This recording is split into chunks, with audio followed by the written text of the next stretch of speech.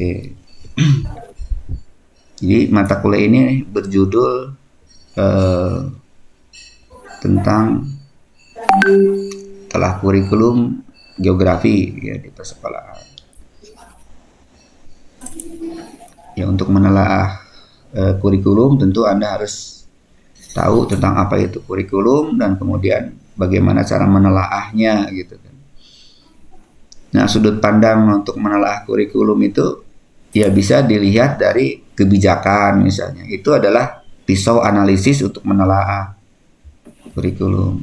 Kebijakannya yang di dalam kebijakan itu pasti ada sejarah gitu. Ada semacam tahapan-tahapan sampai saat ini.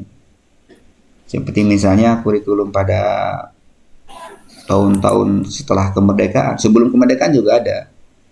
Ya, isinya dan lain-lainnya ada. Jadi kurikulum geografi khususnya itu dikembangkan sebelum kemerdekaan, kemudian setelah kemerdekaan, dan banyak sebenarnya kurikulum itu kayak sejarah ya. Dan kurikulum itu sebagai instrumen. Kurikulum adalah instrumen bagaimana cara mengubah sejarah, cara membentuk karakter bangsa gitu. Seperti misalnya sebelum merdeka tentu pembelajaran geografi itu diarahkan bagaimana memperkenalkan raja ya pangeran atau kerajaan Belanda gitu. Gitu. Jadi wilayah Belanda itu lebih dipahami oleh anak didik di Indonesia gitu pada waktu itu. Jadi tidak mengenal Indonesia seperti apa sih, kan masih saja. Belum terbentuknya Indonesia sebelum merdeka kan masih apa gitu. Jadi mereka orientasi bahwa bagaimana cara memujinya negara Belanda gitu. Seperti itu. Setelah merdeka, geografi juga diarahkan pada pembentukan karakter bangsa gitu. Mengenal wilayah, mengenal apa gitu.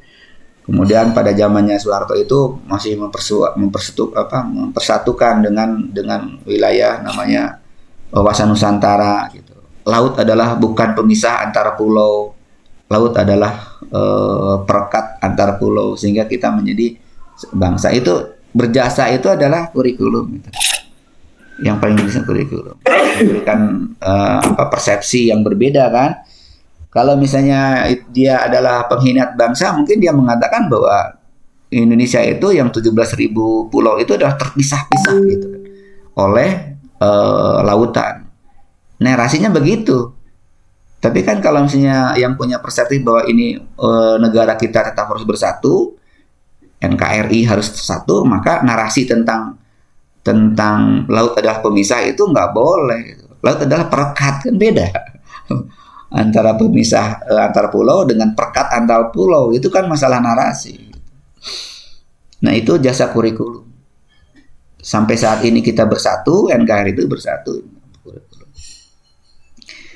Dan perjalanan sejarah kurikulum di Indonesia termasuk tidak terlalu bagus gitu ya. Untuk geografi ya. Bagus. Kalau saya sih melihat puncak dari kurikulum geografi agak sedikit mumpuni itu kurikulum 2013 gitu. Karena kan dia dikasih jatah 3 JP kelas 10, kelas 11 12-nya 4 JP 4 JP. Ya kan? Kemudian kurikulum merdeka agak berkurang. Tambah lagi kurikulum saat ini yang kurikulum yang ini kan direduksi lagi gitu, 2 kali reduksi. Akhirnya kurikulum geografi itu hanya ada di kelas 11, kelas 12, di akhir-akhir banget. Karena materi geografinya untuk kelas 10, 11 itu sudah tereduksi gabung menjadi IPS. Nah itu, marginalisasi. Ya lupa, saya harusnya sih ngundang Akang nih. Udah 2 kali pertemuan dengan komunitas geografi, ada guru, ada juga dari IGI, ada juga P3GI. Tadi malam baru. Jadi isunya adalah kebetulan ada namanya Pak Iwan itu angkatan 2 saya, tapi dia di UGM, dulu aktif di IMAHAGI. Saya sendiri lupa siapa Pak Iwan itu, cuma dia menyapa saya seperti emang sudah kenal betul dengan saya. Kemudian Tugasnya di mana? di forum. Enggak, tugasnya beliau di mana? Ada, saya belum nanya itu. Oh gitu. Tapi bukan guru ya? Biasanya bukan guru, tapi dia dekat dengan anggota dewan, komisi berapa gitu. Dan dia berhasil mengundang anggota dewan dari komisi DPR pusat yang membahas tentang RU Sisdiknas. Ceritanya begitu. Jadi hari ini adalah hari terakhir untuk mengusulkan besok kalau nggak salah, untuk mengusulkan police brief kepada anggota dewan agar geografi itu dimasukkan dalam nomenklatur mata pelajaran gitu ya, atau setidaknya ada mata pelajaran tentang geografi Indonesia begitu. Ya sebenarnya kalau gimana ya, kalau namanya wawasan kita tentang kurikulum memang agak sedikit kurang begitu bagus ya secara nasional gitu ya. Misalnya begini, seolah-olah mata pelajaran itu hanya bisa disebut mata pelajaran kalau misalnya dia melekat pada sebuah ilmu gitu.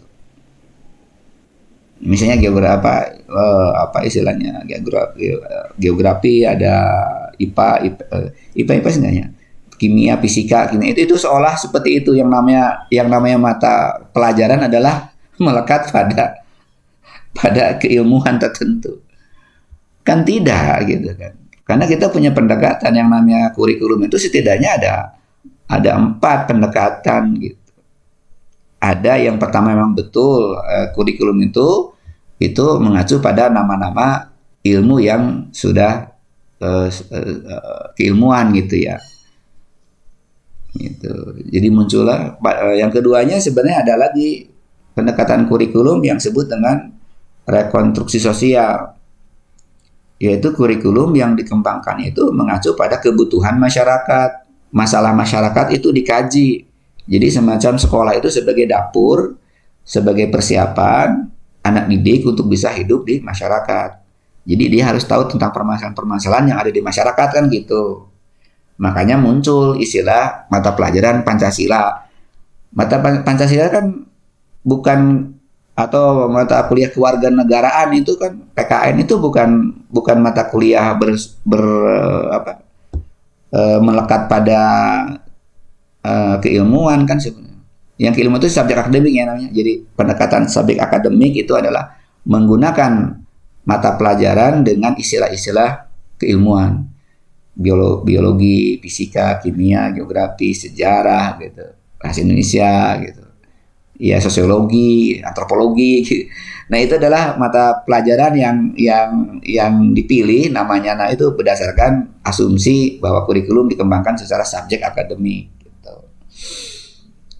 Sebenarnya bukan hanya itu. Nama mata pelajaran pun bisa diganti oleh kita dengan kebutuhan masyarakat. Gitu. Makanya ada istilah muatan lokal misalnya, itu adalah sangat jelas. Muatan lokal adalah nama mata pelajaran yang dipilih untuk mengatasi permasalahan masyarakat. Itu namanya rekonstruksi sosial. Kurikulum rekonstruksi sosial itu begitu. Mengatasi macet, ya, kemudian pendidikan lingkungan hidup itu masuk ke rekonstruksi sosial sebenarnya. Pancasila, gitu. Seni budaya. Seni budaya kan? Pak Yani bener. Iya. Dari Cek Bayani, kurikulum terakhir lah di geografi ya. Itu lebih ke struktur ilmu atau lebih ke konstruksi sosial atau combine? Kalau saat ini kalau yang di tingkat rendah ya seperti misalnya ada litosfer, atmosfer, hidrosfer itu ke subjek akademik gitu. Tapi belakangan seperti mitigasi bencana, kemudian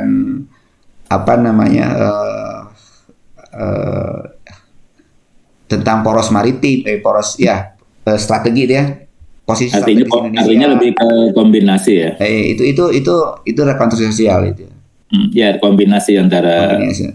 subjek akademik dengan rekonstruksi sosial ya. Nah, Tapi ya. saya di kurikulum 84 Pak, ini saya melihat itu lebih ke rekonstruksi sosial ya. Iya. Nah, si anggota dewan atau masyarakat umumnya itu yang mata kuliah teh atau mata pelajaran itu cenderung ke subjek akademik kan. Ini yang menjadi kakunya gitu. Oleh karena itu geografi itu merasa terpinggirkan terus dan tidak diperhitungkan sebagai ilmu dasar untuk bisa mempersyaratan masuk ke perguruan tinggi tertentu kan. Masa perencanaan wilayah itu harus ekonomi apa gitu ya. Kan perencanaan wilayah itu kalau misalnya dia ke PW di S1-nya itu persyaratan nilainya itu kan harusnya dari geografi juga dong. Tapi kan enggak. Justru pada ekonomi. Gitu. Karena dia punya framingnya seperti itu. Jadi itu geografi itu menurut saya memang kalah framing gitu maksud saya. Justru mengarahkan kepada pengkotak-kotakan ilmu, justru itu yang dihindari ya. Iya, yang bikin kita merasa terpinggirkan. Nah itu. Tadinya mungkin ego ya, kelihatan ingin terlihat ya. Tapi justru malah. Ya itu juga sangat dipengaruhi oleh ahli yang diundang untuk merumuskan kurikulumnya juga. Iya. Tergantung siapa itunya juga. Jadi kurikulum 2013 itu sangat kental sejarahnya itu, sangat kental. Sampai dia bisa berusaha memasukkan 2 mata pelajaran sekaligus dalam sebuah sekolah. 1 sejarah umum, 2 sejarah Indonesia. Iya kan teman-teman nih. Iya. Yang sekarang yang stabil itu kan mata pelajaran bahasa Indonesia kan stabil dia, matematik stabil. Sejarah gak relatifnya. Relatif. Harusnya sih kalau mau kita konsisten dengan pembangunan dalam konteks ya geopolitik, mempertahankan pertahanan nasional, kita tuh harus itu harusnya geografi juga masuk. Ini kurikulum yang ada aturan baru kan. Sekarang udah ganti lagi dengan Permen 39. Dulu baru kemarin kita sesuaikan tahun 2023 kan terkait dengan Permen ya S2 sebenarnya S2 itu kan dulu 54 sampai 52 sampai 70 SKS. Sekarang turunkan lagi jadi 36 gitu kan. Nanti kita isu lagi hoax bahwa OBE sekarang sudah dihapus kan. Aduh repot. Padahal enggak. Gitu ya. Ya itulah tuh yang dinikmati saja. Jadi saya lanjutkan dulu kan sebentar ya nanti bisa. Enggak sok. Nah, sudah jelas jadi kurikulum itu menjadi instrumen kekuasaan. Tadi sudah dibahas oleh Bapak. Instrumen kekuasaan untuk bisa mengubah negara ini menjadi Pancasilais itu kurikulum. Negara ini menjadi komunis juga bisa kurikulum. Negara ini menjadi kapitalis juga bisa dengan kurikulum. Nah ini kan jadi harusnya memang dan ujung tombaknya guru ya. Guru kalau dia tidak punya komitmen, bisa memecah belah bangsa gitu. Ya kan kita nggak tahu ya, guru kan di dalam kelas ya. Makanya ada istilah terpapar radikalisme dan lain-lain sisi itu.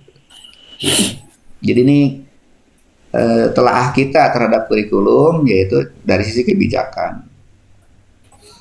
Kemudian nanti naik turun lah ya kadang-kadang. Kemudian konten, kita juga bisa menelaah kurikulum itu dari konten. Konten saya kritik keras ya pada kurikulum 2013, kemudian enggak juga sih sebenarnya. Kemudian tapi yang pelanjutnya itu ceritanya begini. Setelah kena COVID ya, kemudian kurikulum itu direduksi, semua mata kuliah itu direduksi, semua mata pelajaran direduksi termasuk geografi. Dengan mengambil esensi materi esensial dari geografi. Cuma pada proses mereduksi mencari materi esensial, nggak tahu karena kajiannya seperti apa atau terburu-buru gitu. Jadi yang disebut dengan menarik kurikulum esensial itu menurut pandangan pengembang kurikulumnya pada waktu itu, yaitu memilih mana yang paling penting gitu, bukan pada lihat esensinya gitu. Jadi struktur berpikir kurikulum 2013 itu dilanjut pada dipilih saja kemudian menjadi materi esensial. Kan itu salah metodologis. Karena bukan itu yang namanya esensial geografi. Itu. Oleh karena itu saya katakan kurikulum Merdeka itu adalah kurikulum yang masih ortodok gitu. Sama ortodoknya dengan kurikulum 2013. Kurikulum 2013 memang saya juga ikut di situ. Tetapi orientasinya masih orientasi yang disebut dengan discrete gitu ya. Discrete itu ya semacam discrete outcome tuh semacam apa ya? Ya materi-materi yang sebenarnya belum digunakan, belum bisa digunakan gitu. Si materi itu belum bisa digunakan gitu. Belum menjadi belum dimanfaatkan, belum bisa kita manfaatkan, masih bahan mentah gitu. Kalau dalam bahasa saya masih bahan mentah. Gini maksud saya. Si anak diajar tentang bagaimana, misalnya tentang jenis tanah kan. Ada 9 atau 10 jenis tanah kan. Ada ondosol, ada litosol, ada latrosol, segala macam. Itu dihafalin tuh sama anak tuh. Padahal itu bahan mentah. Bahan mentah, atau mungkin setengah jadi lah gitu. Kalau dikatakan bahan mentah ya setengah jadi ya gitu. Materi tentang iklim Kupen itu begini. Iklim Yonghun tuh begini kan gitu. Hampir semuanya. Teori tentang gravitasi, ya interaksi antar dua daerah, di mana letak misalnya menempatkan sarana pendidikan, sarana kesehatan. Gitu. Bagaimana cara mengukur pusat gempa, gitu. Bagaimana menjelaskan tentang jenis batuan. Itu semua bahan setengah jadi gitu. Apa sih manfaatnya kan nggak jelas kan? Nggak jelas untuk apa gitu kan? Karena nggak punya. Nah itu numpuk tuh, pengetahuan tuh numpuk tuh, diajarkan sama guru. Apa yang terjadi? Ya siswa kan jadi apa sih geografi, ngajarin kayak gini gitu kan. Bedakan dengan ekonomi kan. Ekonomi itu menurut saya lebih enak ya. Dia ngajar tentang bagaimana cara menghitung untung rugi misalnya. Itu bisa langsung diaplikasikan, ada semacam kedekatan antara materi itu dengan kehidupan. Gitu. Sejarah juga, bahasa juga kan, bahasa secara segala macam. Geografi itu terlalu jauh gitu. Karena dia masih dalam materi yang katakan saya discrete atau materi setengah jadi. Nah itu bukan esensi dari geografi itu sebenarnya gitu.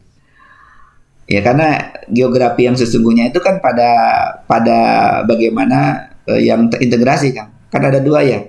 Tabel itu kalau salah. Yang kiri adalah ortodok dibandingkan dengan materi yang disebut dengan materi integrasi. Kita baca misalnya buku analisis geografis yang dari Pak Bintarto misalnya. Kan ada khusus yang terkait dengan apa yang dipelajari, yaitu bagaimana interaksi, interdependensi, fungsi, difusi, kan gitu.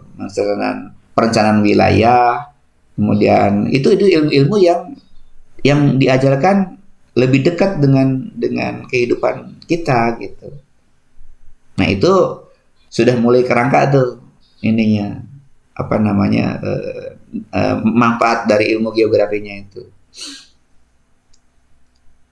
Nah, ceritanya saya kembali dulu kepada bagaimana struktur itu. Nah, maka dipilihlah beberapa materi yang dianggap esensial pada waktu itu.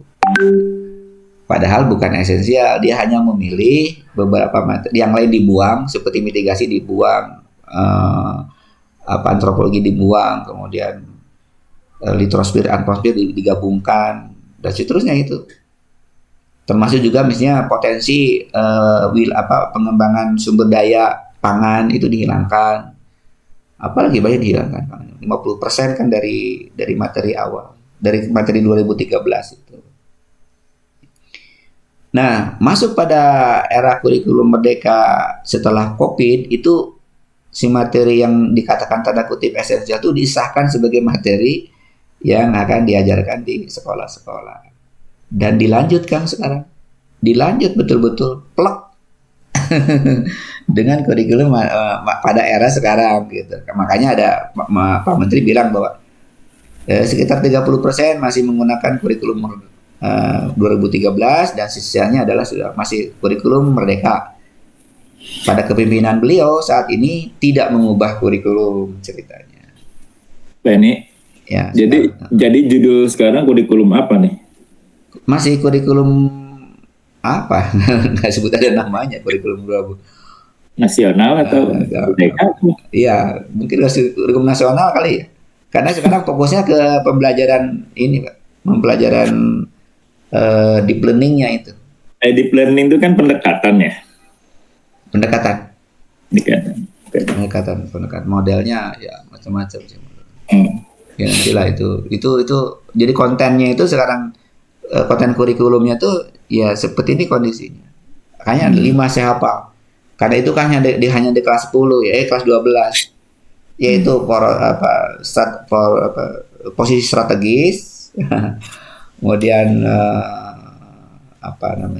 penduduk kalau masalah, kemudian ada lingkungan, kemudian ada perencanaan wilayah gitu. Isu lingkungan, kerusakan lingkungan, terus apalagi gitu ya, satu lagi itu lupa. Nah itu kontennya ya. Nah ada pada mata kuliah ini tolong bisa ditelusuri gitu bagaimana fluktuasi naik turunnya materi gitu. Materi kurikulum geografi itu dari dulu itu sejak SMP sudah ada geografi dan kependudukan, itu tahun kurikulum 84 masih ada gitu. Dan itu juga perubahan dulu betul belum sekarang, bahwa dulu itu lebih cenderung kurikulum kontennya itu ke arah ini ya kalau nggak salah tuh rekonstruksi sosial, kemudian beralih sekarang itu lebih cenderung pada subjek akademik saat ini kebanyakan sih. Nah sekarang memang ada campuran ya, jadi nah saya nggak cerita dulu ya. nanti tadi malam kemudian saat ini juga saya mungkin dikasih tugas untuk bisa melengkapi policy brief ke Dewan, mudah-mudahan narasi tentang geografi itu muncul di Undang-Undang Sisdiknas gitu. Ya, nah itu ya perjuangan lah gitu, karena memang sejak tahun berapa ini kita datang ke MPR, datang kemana gitu. Terakhir saya datang ke Puspur juga karena kebetulan Bu Laksmi kan. Ya kelihatannya belum punya kewenangan ya, jadi ya udah mudah-mudahan kalau misalnya masuk ke DPR atau menjadi undang-undang kan minimal ada kata-kata geografi gitu ya, atau apa narasinya sehingga bisa diturunkan menjadi mata pelajaran yang bernuansa geografi misalnya. Itu yang punten Pak yang di grup prodi di jurusan di geografi itu kemarin yang disampaikan oleh Prof. Nov itu konteksnya ini apa tuh? Katanya itu apa ya, di pihak DPR atau pihak apa yang menanti masukan dari... Oh itu, iya itu, konteksnya itu ya, konteksnya itu ya untuk bisa ini aja ya, biasa kan politik sekarang kan sebanyak-banyaknya umat yang bisa menghasilkan kebijakan, konten, terus apa lagi nih ya. Kalau konten tuh ya masuk dalam kontinuitas ya ada juga.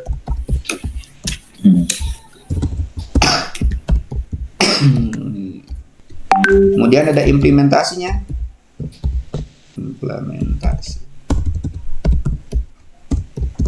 Nah, implementasi kurikulum pun bisa sebagai bagian yang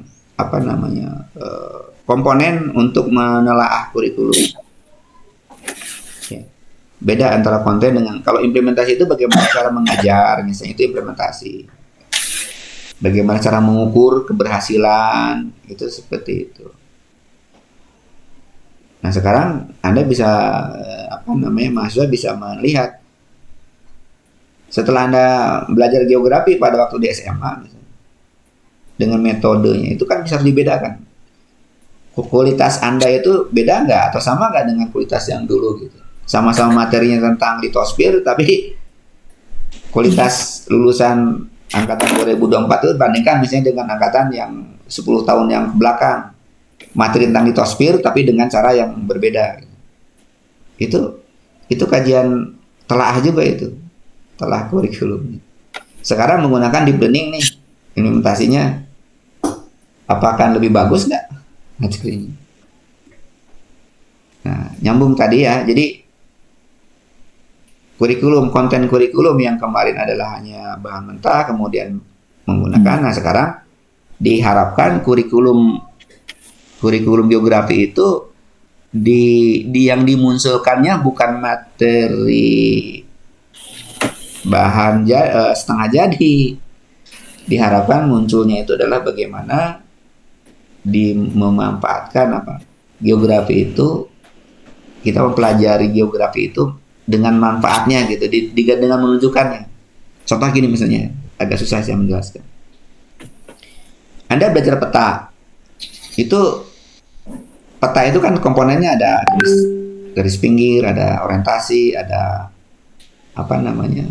legenda, ada garis kontur, ada koordinat dan lain-lain. Nah, itu kan materi geografinya tuh itu ya, bahan tengah jadinya tuh itu memang. Tapi itu belum punya manfaat, nggak ada manfaatnya kan, nggak ada manfaatnya Anda belajar tentang ini nggak ada, belum bisa ditunjukkan bahwa ini manfaatnya apa sih gitu. Nah sekarang kita balik, konten tersebut yang dimunculkan ini masalah implementasi, yang dimunculkan adalah kasus. Misalnya gini, di kelas. Ini ada peta, ini ada kompas. Pokoknya nama terserah Anda bagaimana caranya. Saya tunggu di Lembang. Gitu. Saya tunggu di Lembang. Itu. Nah, harus bagaimana cara menggunakannya? Ya kumaha sok dibaca gitu. Terserah dibimbing, mau tanya kepada siapa silakan, ke teman ini. Ya mungkin kita sekilas ini arahnya segala macam mungkin sekilas, tapi tolong digunakan. Saya tunggu ya, jangan lebih dari jam 10. Dengan jalan kemana kamu terserah jalannya, tracking sebelumnya terserah gitu kan gitu. Nah, barang jadinya pokoknya ketemu di Lembang ya. Nah, ilmu petanya itu pasti digunakan kan? Iya kan, pasti digunakan. Kompas, utaranya segala macam pasti digunakan. Jalan yang mana, berapa segala macam. Nanti saya di Lembang nanti baru tanya jawab ya. Berapa sungai yang dilewati, berapa jaraknya dari ada tempat ini ke Lembang, ya kan? Bagaimana cara mengukurnya, berapa ini skala petanya, dan seterusnya. Itu baru geografinya punya manfaat gitu loh. Jadi ilmu pengetahuan tentang petanya itu bermanfaat betul. Untuk apa manfaatnya? Manfaat dia selamat dari sini sampai ke Lembang. Gitu kan. Nah, termasuk juga misalnya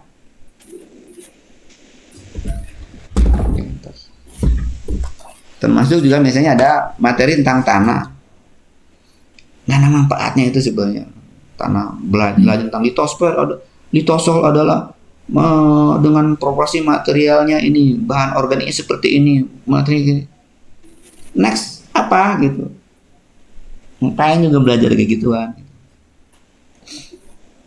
Iklim Junghun yang jelas ya, Junghun. Misalnya iklim Junghun itu kan ada di si Junghun itu orang Belanda, dikuburkan di sana di Lembang. Jadi di sini jangan jauh di Lembang tuh, ada dekat dengan rumahnya Prof Muhammad di situ. Dia tuh termasuk yang meneliti tentang iklim di Indonesia, di daerah tropis, sehingga dia melahirkan ada sekian meter sampai sekian meter daerah apa gitu, tanamannya apa, kemudian dari ini tanamannya apa sampai ke puncak gunung itu tanamannya ada lumut, ada taiga dan lain-lain gitu kan ya teorinya. Itu materi itu nggak punya manfaat apapun sebenarnya belum. Nah, bagaimana implementasi cara implementasi kurikulumnya itu dengan cara pembelajaran memunculkan manfaat. Gitu. Dengan cara apa misalnya? Ya udah sekarang kita ada kasus misalnya, atau dengan cara simulasi atau dengan permainan misalnya, ya gambar-gambar tentu kemudian dia tempatkan kenapa tanaman ini cocoknya di daerah ini gitu kan. Karet itu kan karet itu di ada pertengahannya kan ya. Padi, jagung, kemudian kelapa kan di daerah-daerah rendah. Kenapa itu? Gitu. Jadi dimunculkan proyeknya gitu. Nah, di planning itu, nah ini kadang-kadang terjebak nih, banyak guru terjebak. Di planning itu seolah-olah mengajarkan lagi kepada tadi materi-materi yang sifatnya setengah jadi itu kan masih. Padahal diharapkan itu adalah ketika masuk kelas adalah bagaimana bikin proyek, bikin kegiatan, bikin kasus yang memang untuk menyelesaikan masalah gitu. Ini ada pencemaran, apa yang harus Anda lakukan? Pencemarannya apa aja? Ya silakan. Kalau dari tekstil itu apa bentuknya? Apa harus apa? BOD-nya seperti apa? Bagaimana cara mengatasinya gitu. Nah itu baru geografi itu merasa ada manfaatnya. Nah, cuma mestinya di planning itu ancamannya yang pertama itu terkait dengan kompetensi guru kan. Bisa jadi itu mampu nggak dia untuk mengantarkan geografi sehingga terasa manfaatnya geografi itu seperti apa. Gitu. Nah itu urang lingkupnya. Kemudian satu lagi mungkin untuk menelaah dari ini tentang evaluasinya. Bisa juga dikatakan bisa jadikan sebagai evaluasi itu maksudnya bukan evaluasi pembelajaran tapi evaluasi keberhasilan yang tadi saya katakan. Evaluasi keberhasilan apakah menggunakan apa istilahnya penataannya itu kan yang dulu namanya dulu itu kurikulum kita itu namanya kurikulum subjek akademik itu sampai tahun 2004 itu subjek akademik. Setelah 2004 sampai 2020 ya 2020 mungkin 2021 itu masih KBK. Kurikulum KBK itu kurikulum 2013 juga KBK, kurikulum berbasis kompetensi dengan ciri adanya istilah subjek standar kompetensi dasar gitu atau kompetensi inti itu gitulah ngomongnya tuh yang sering digunakan. Nah saat ini sebenarnya sudah berubah namanya kurikulum berdampak ya, kurikulum outcome. Kalau di perguruan tinggi sudah namanya kebijakan kita di perguruan tinggi itu berdampak kan sekarang. Kampus berdampak. Dulu kan kampus merdeka. Sekarang kampus berdampak gitu. Nah, nuansa di SD, SMP, SMA pun sama sekarang berdampak dengan jejak istilahnya dengan namanya capaian pembelajaran, CPL. Kalau dulu namanya standar kompetensi, sekarang diubah menjadi CPL, capaian pembelajaran. Agak beda sih sedikit. Kalau kompetensi itu adalah mendidik atau memberikan pesan kepada siswa itu supaya berkompetensi gitu, tanpa memperhitungkan manfaatnya apa, itu sebenarnya kompetensi. Walaupun memang diperhitung ya, ini kenapa kita melatih, mengetahui atau misalnya memberi pembelajaran itu kan supaya kompetensinya ada. Pasti kan memperhatikan manfaatnya ke depan. Tapi sekarang mah kayak yang namanya kurikulum berdampak atau kurikulum berbasis outcome namanya, itu langsung ke ujung dari ini bermanfaat nggak gitu. Contohnya gini, mahasiswa SMA itu dikatakan kurikulumnya berdampak apabila jumlah mahasiswanya itu masuk ke perguruan tinggi atau bisa kerja apa. Nah, itu namanya berdampak. Tapi kalau misalnya siswa setelah belajar geografi memiliki kemampuan ini, nah itu kompetensi. Apakah dia lulus ke perguruan tinggi segala macam itu bukan urusan kompetensi itu. Pokoknya saya kurikulum itu sudah menciptakan dia punya kompetensi asik gitu. Terserah dia mau syukur kalau dipakai, kalau misalnya bisa digunakan itu tanggung jawabnya gitu sampai gitu. Tapi kalau yang berdampak itu adalah menghitung evaluasinya itu adalah berapa jumlah siswa yang masuk perguruan tinggi. Sama juga nanti kalian yang mahasiswa ini. Saat ini masih orientasinya mestinya memberikan pemahaman tentang kompetensinya kan. Tapi dampaknya nanti kita ukur. Berapa dari kalian itu setelah lulus menjadi guru?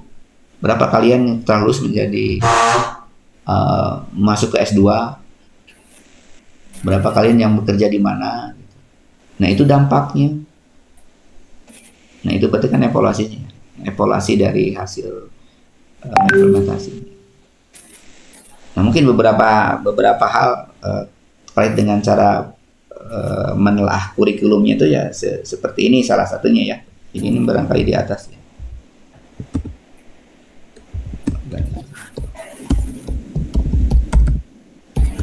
Kurikulum.